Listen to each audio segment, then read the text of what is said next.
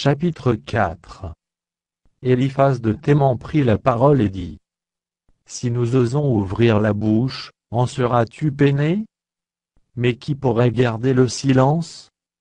Voici, tu as souvent enseigné les autres, tu as fortifié les mains languissantes. Tes paroles ont relevé ceux qui chancelaient, tu as affermi les genoux qui pliaient. Et maintenant qu'il s'agit de toi, tu faiblis. Maintenant que tu es atteint, tu te troubles. Ta crainte de Dieu n'est-elle pas ton soutien? Ton espérance, n'est-ce pas ton intégrité? Cherche dans ton souvenir quel est l'innocent qui a péri? Quels sont les justes qui ont été exterminés? Pour moi, je l'ai vu, ceux qui labourent l'iniquité et qui sèment l'injustice en moissonnent les fruits. Ils périssent par le souffle de Dieu, ils sont consumés par le vent de sa colère. Le rugissement des lions prend fin, les dents des lionceaux sont brisées. Le lion périt faute de proie, et les petits de la lionne se dispersent.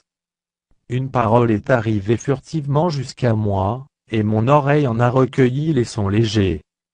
Au moment où les visions de la nuit agitent la pensée, quand les hommes sont livrés à un profond sommeil. Je fus saisi de frayeur et d'épouvante, et tous mes os tremblèrent. Un esprit passa près de moi, tous mes cheveux se hérissèrent, une figure d'un aspect inconnu était devant mes yeux, et j'entendis une voix qui murmurait doucement. L'homme serait-il juste devant Dieu? Serait-il pur devant celui qui l'a fait?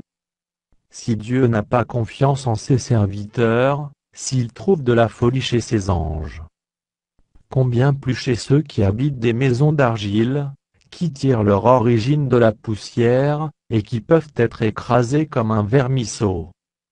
Du matin au soir ils sont brisés, ils périssent pour toujours, et nul n'y prend garde.